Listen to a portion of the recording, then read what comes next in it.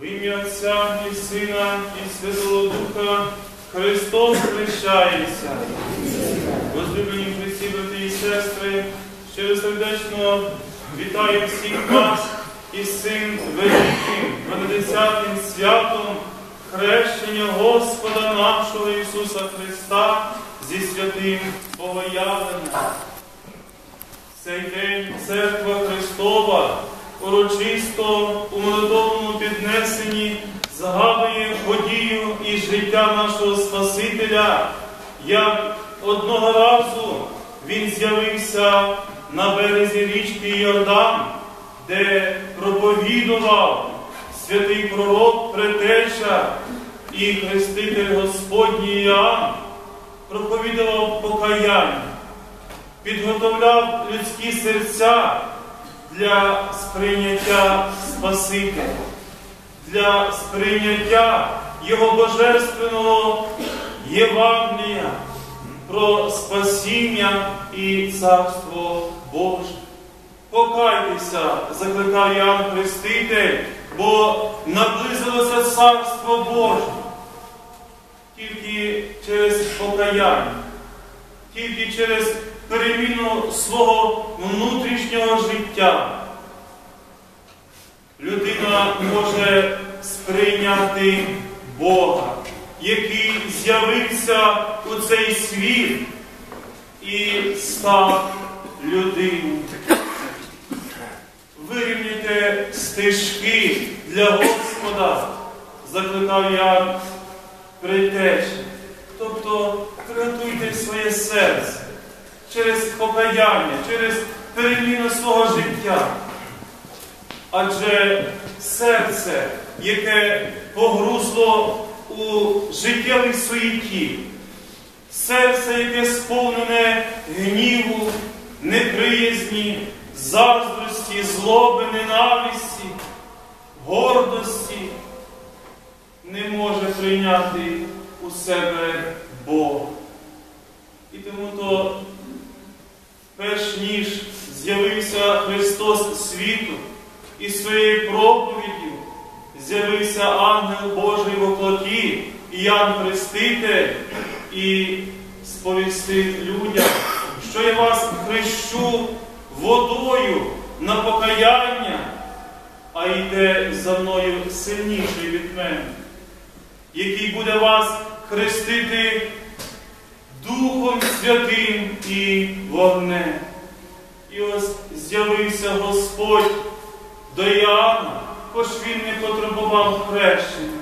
І Іоанн йому перечив, як ми чули і сьогоднішньої Євангелії, що мені від тебе потрібно хреститися, а ти просиш, щоб я тебе охрестив.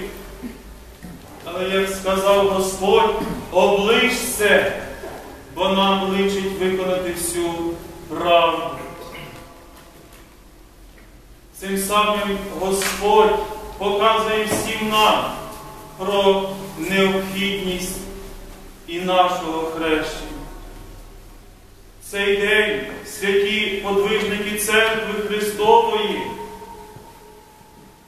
2, 3, 4, 5 століття настирливо закликають священників нагадувати людям про це величне таїнство хрещення, яке і відбувається над кожною віруючою людиною. Тому що через таїнство хрещення людина входить у це духовне суспільство. Вона прилучається до Церкви Христової.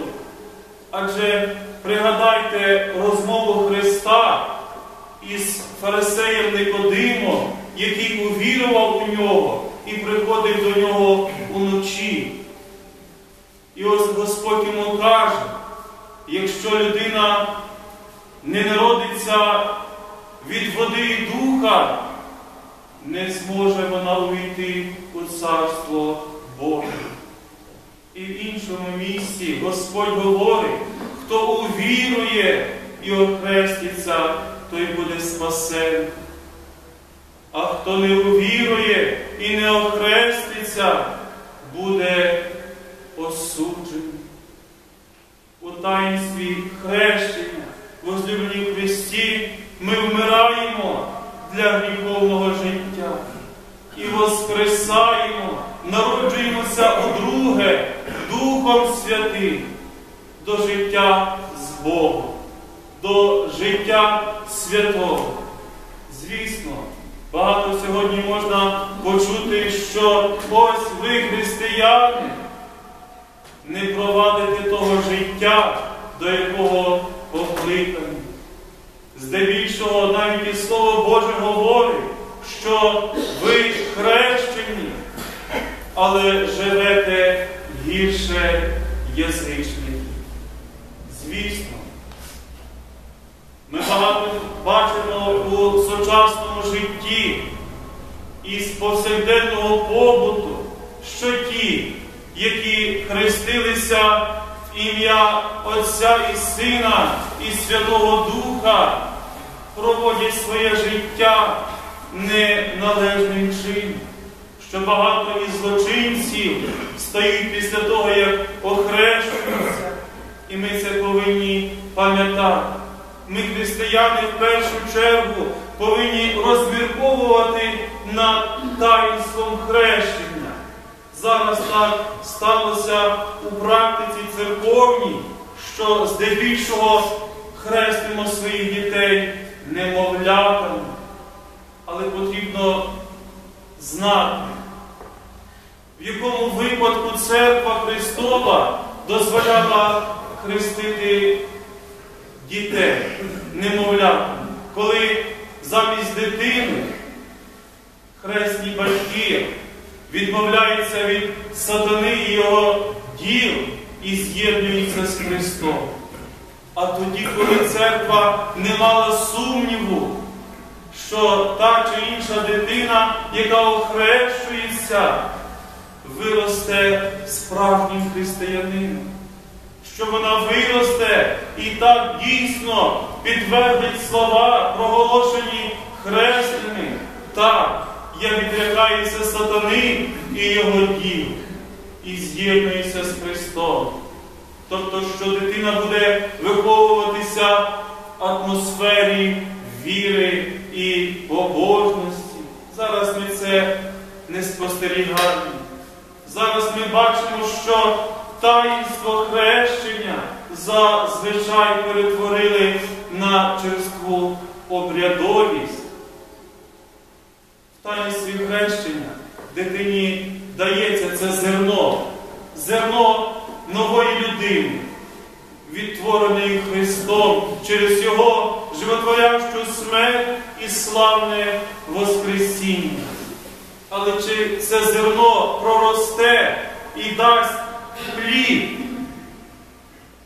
залежить здебільшого від нас, батьків, і від тих хресних, які вустами дитини промовляють цю обітницю.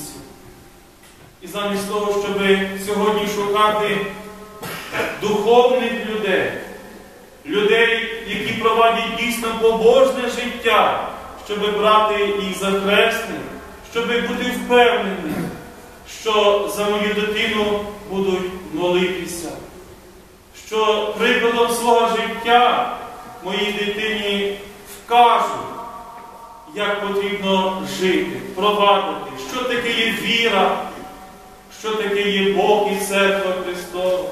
То зазвичай ми сьогодні обираємо тих людей, або друзів, або тих людей, які будуть корисними у побутовому нашому житті. Ми повинні пам'ятати возлюблені слова Христа, який сказав, хто увірує, без віри все, що ми робимо, є мертве. І це зерно, якщо його не доглядати, не поливати, не прополювати, воно може роками пролежати у землі і зігнити. І не дати жодного корисного плоду.